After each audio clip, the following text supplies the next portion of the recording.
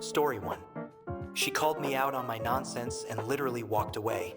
Years later, I can see that she was absolutely correct in her assessment. Story 2. She offered my husband a job in my living room after I went to bed.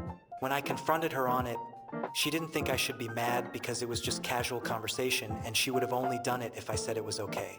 The fact that she waited until I went to bed and her husband went home to say it definitely tells me she would have absolutely waited to get an okay from me if my husband had said, "Esther won't mind."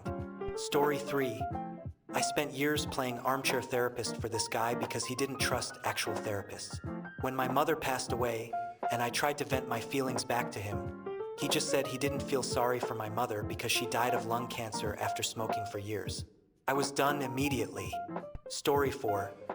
I got tired of always being the one who cared more and put in all the effort to maintain our friendship. Story 5. He cheated on every girlfriend that he had and used me, a 48-year-old male, as his alibi, asking me to lie for him. He then beat up his last girlfriend, which was the final straw for me, and broke a glass in his hand so he could tell the police that she tried to stab him. That was 18 years ago now. Story 6. Sexual assault. And he wonders why I stopped spending time with him after that. For clarification, he assaulted me, not somebody else. Story 7. Sadly, he got sick. Schizophrenia set in around 21 to 22. He went from the nicest guy in our friend group, the shirt off his back guy, to telling us he could control the songs on the radio. He claimed the Virgin Mary kept coming into his room trying to engage with him sexually, and Aerosmith stole all their songs from inside his brain. This was in the 90s. We were all so young. We tried to stay friends while he received treatment, but we just weren't emotionally developed enough to handle it. We saw him about 5 to 6 years later. We invited him to hang out and play some games like we used to, but he just wasn't the same person. It's sad. Story 8. CrossFit happened. I just stopped reaching out as the only reward was CrossFit talk. He wouldn't call me, presumably as I do not offer CrossFit talk or CrossFit activity. Story 9. The guy I was dating was best friends with the guy she was dating.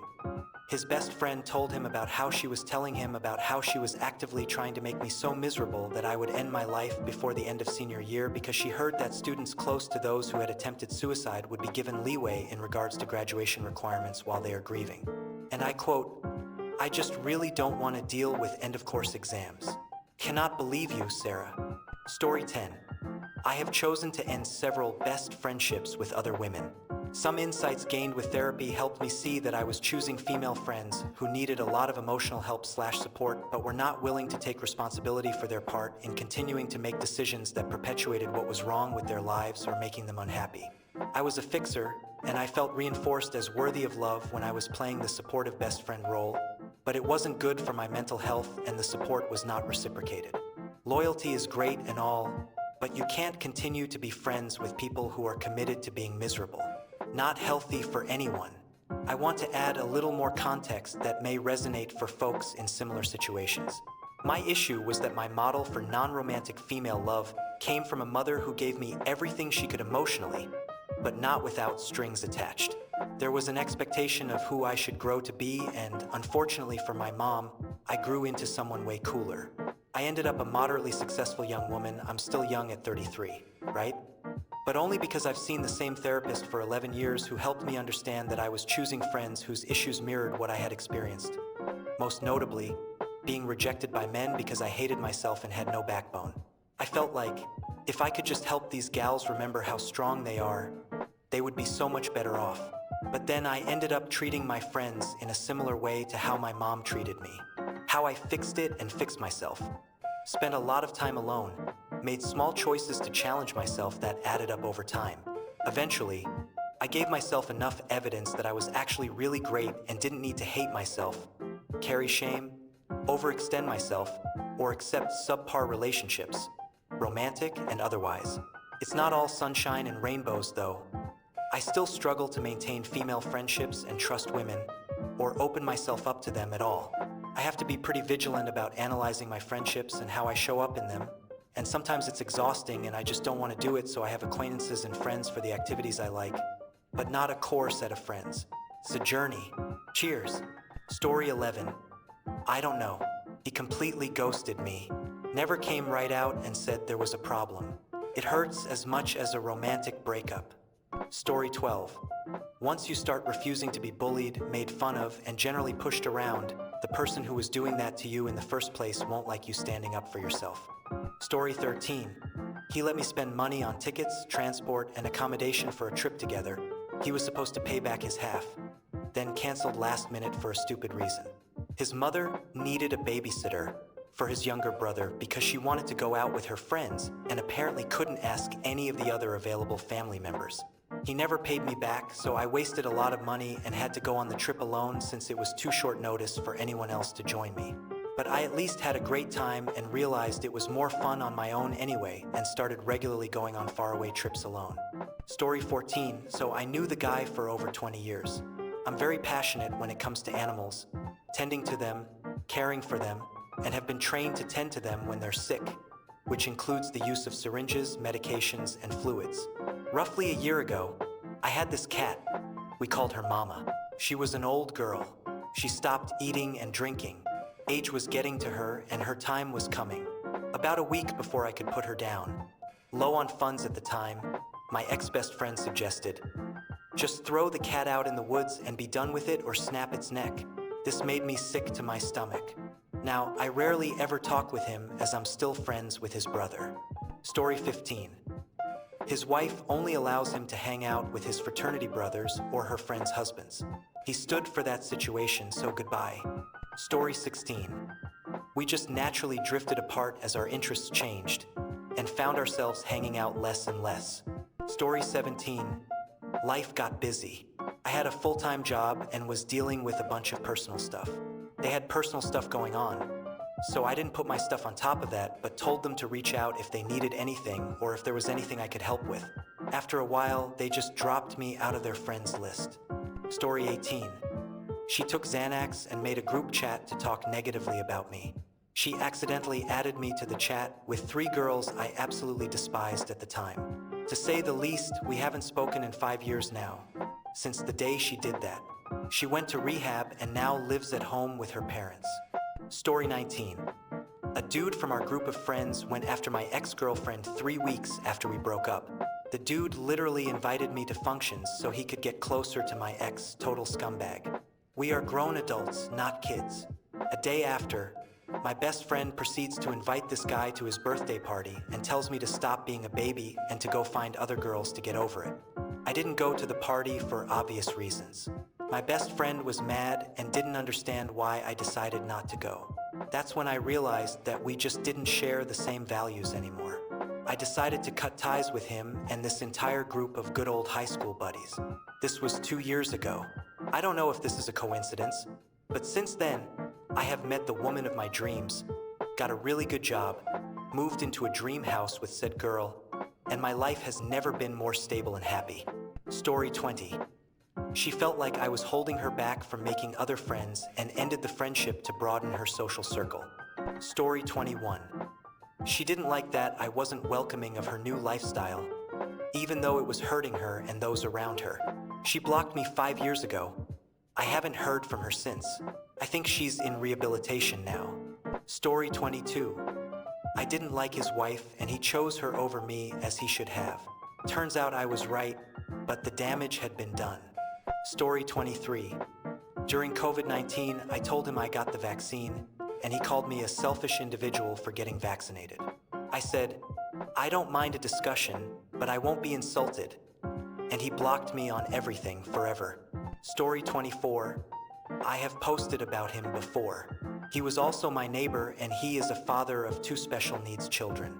Ostensibly, he was separated from his wife who has a drug problem. I tried helping him out, and eventually, his wife came back into his life and got him back on drugs too. It came to a head when he broke into my house and stole money from me, then physically assaulted me when I confronted him about this. That completely destroyed our friendship, and it really hurt. I later got my revenge, unintentionally, courtesy of Redditland. Story 25. He made a pass at my sister, which made things incredibly awkward and eventually ended our friendship. Story 26. For my first ex-best friend, life got in the way, but we still talked from time to time. We talked at the start of the pandemic, but she blamed me for not reaching out while she also didn't make the effort. While talking to a common friend, I learned she gossiped about me and told them I was to blame for growing apart when I was dealing with my mother's health problems. After that, I didn't even think about reaching out. For my second ex-best friend, I fell in love with her.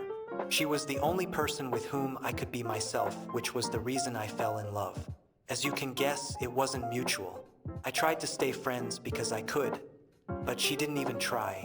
It still hurts, but not because the feelings weren't mutual, but because I lost a friend who was that close. Story 27. I don't really know. I still cry about it if someone brings her up when I'm too drunk. Feels like a lifetime ago. I can barely remember our friendship sometimes, but it hurts that there's this void where all this love used to be. It's her birthday today. Story 28. He slept with my girlfriend at the time in my bed during my house party. They both got kicked out naked. Story 29. I dropped a lot of friends after COVID, 2 with whom I was really close. I grew up, they remained how they always were. It's funny, I will still get asked to help them with a project or electrical work, but I never get a, "Hey bud, how's things?" Or "Haven't seen you in a while, wanna grab a beer?" Just, "I need this done by next week. Swing by." I didn't realize until after not talking to them how little I needed them. Story 30. I lost my phone, and when I asked her for her number for my new one, she gave me her work number. When I asked a second time for a way for us to chat, she gave me her work Facebook. I tried one more time, and she gave me her work Instagram. I realized she either didn't value the friendship the way I did, or I had done something to offend her, and she didn't want to openly say it. I'm old enough to not play catty games anymore and stop trying. Story 31. She lied to me about something trivial, and I realized if she could lie about small things, she could lie about anything. Story 32. I got divorced from my ex. All of my friends didn't want to help me out or hear me out. I made it out on my own now, and I know who has actually cared about me. Story 33. Stopped speaking to me for more than a year with no rhyme or reason after I realized I was the one to always reach out to them, and they never reached out to me. So I decided to wait to see if they would contact me. They did not. Story 34. I had a friend group online with about 6 core members, including myself. During one of our gaming sessions, I noticed one of my buddies wasn't replying to my callouts or banter. After the night, I sent him a message to ask if everything was okay, and that is when I found out he blocked me. I checked other platforms, and sure enough, he removed and blocked me on those as well, and turns out he even muted me in chat. I reached out to 2 of my other friends, best friend and other buddy, in the group about it and see if they had any idea what was going on. They looked into it a bit and got an answer of, "I just feel we outgrew each other." That is as far as he would go on the matter and just wanted to ignore everything. My buds I talked to about it basically shrugged and went, "Nothing you can do. Let's just move past it." Well, after a few weeks of this, I had enough. I felt terrible. Joining chat and having awkward conversations with people needing to act as go-between when communication was needed. Being excluded from games because the problem buddy basically created a me or him situation, and even missing out on multi-year traditions we've been doing. I pulled the same 2 buds aside and told them I can't act like nothing is wrong. And I got the same answer, "He isn't complaining about it, so why do you have to?" After that, I left the server and invited everyone outside the problem friend to a new one. I told them, "I am not asking you to leave his server. I just am obviously not welcome there anymore. If you want to chat or hang, I'll be here." That really upset one of the 2 buds I was talking to, my best friend, and he lashed out about it. We argued for a bit, and it ended up with him doing the same thing as Problem Buddy. About a month later, he apologized and we made up. At this point, however, I realized I was giving these people too much energy and pulled back from friends. I obviously cared more about them than they did about me. Well, fast forward 2 years later and Problem Buddy was at it again, causing issues with the other buddy I was talking with. Long story that I don't even know all of, but basically ended up with the same outcome. Problem Buddy was the source of these issues 100%. I take some responsibility with our beef, and other buddy was very hurt by his actions. At this point of that original 6 people in that friend group, only 2 remained, Problem Buddy and best friend. Other buddy actually reached out to me and apologized for what happened before. He now understood how hard problem buddy made things, and that I was mistreated. We fully made up and have been hanging out way more often. I can't speak for other buddy, I haven't brought it up to him. But the way best friend is still spending a ton of time with problem buddy is kind of hurtful. Like he is just ignoring everything he's doing, and actually saying we are just being overly dramatic about things. At this point, I don't think I can call him my best friend anymore. We hardly hang out anymore. He actively ignored my feelings, and still hasn't really apologized for what he did 2 years ago.